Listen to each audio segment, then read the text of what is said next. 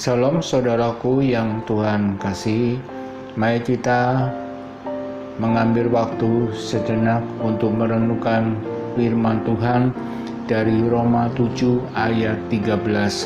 Roma 7 ayat 13. Saudaraku yang Tuhan kasih, berbicara tentang dosa mempergunakan yang baik untuk mendatangkan kematian bagiku. Poin ini menjelaskan kepada kita bahwa segala hal yang baik itu berasal dari Tuhan, namun bisa dipakai oleh iblis untuk mematikan bagi diri kita sendiri.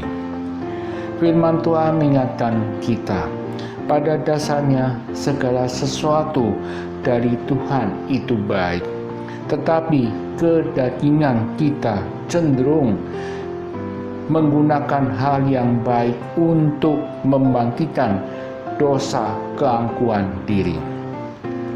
Dosa keangkuhan diri secara perlahan-lahan masuk ke dalam hidup kita melalui pujian yang kita terima dari orang lain. Jika kita tidak menjaga hati, lama-kelamaan kita akan mulai menikmati segala pujian dan pengakuan dari orang lain dan menganggap bahwa kita berhak menerima segala pujian itu. Saudaraku yang Tuhan kasih, dalam kesempatan itulah dosa keangkuhan mendapat tempat dalam diri kita. Pada akhirnya dosa menguasai jiwa kita dan mengambil posisi sebagai tuan atas hidup kita. Akibatnya pola pikir dan perbuatan kita akan dibangun atas dasar keyakinan diri itu. Itulah racun yang mematikan bagi jiwa kita.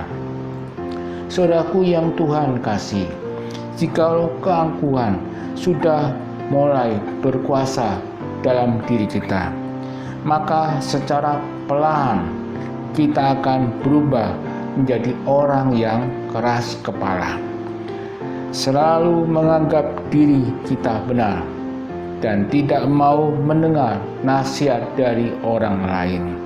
Kita pun juga berubah menjadi orang yang sulit untuk diajar. Saudaraku yang Tuhan kasih, menganggap diri benar karena melakukan hukum dan Taurat membuat manusia berpikir untuk dirinya sendiri. Manusia hanya berpikir bagaimana ia dapat melakukan hukum Taurat dengan sempurna, sehingga ia tidak lagi membutuhkan Tuhan di dalam hidupnya. Paulus menyadari hal itu, sehingga Paulus menganggap diri benar adalah hal yang sia-sia. Oleh karena itu, bagi Paulus, sesungguhnya kita tidak dapat melakukan semuanya itu.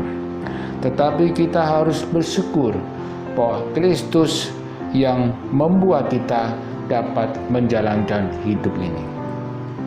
Itu berarti dalam hidup dalam roh, maka kita dapat melakukan apa yang baik. Paulus mengajak jemaat Roma untuk hidup dalam roh. Hidup dalam roh adalah hidup dalam terang. Dengan kata lain, hidup dalam roh adalah hidup yang menanggalkan pikiran untuk kepentingan diri sendiri dan berubah pada orientasi hidup dalam Kristus. Saudaraku yang Tuhan kasih, firman Tuhan mengajak kita untuk hidup dalam roh. Itu berarti hidup yang berpusat pada Kristus. Bagaimana dengan hidup kita sekarang ini? Firman Tuhan mengingat dan mengajak kita untuk menjalani hidup ini dengan berpusat pada Roh Allah. Ini berarti kita menempatkan hidup ini dipimpin oleh Roh. Maka cara memandang hidup kita sebagai orang percaya akan berbeda. Kita dapat membedakan mana yang utama dan mana yang sifatnya sementara di dalam hidup ini. Saudaraku yang Tuhan kasih, hidup dalam Roh akan menyadarkan kita siapa kita di hadapan Tuhan, sehingga ketika kita menyadari, maka kita akan bergantung kepada Tuhan. Kiranya Tuhan Yesus memberkati. Amin.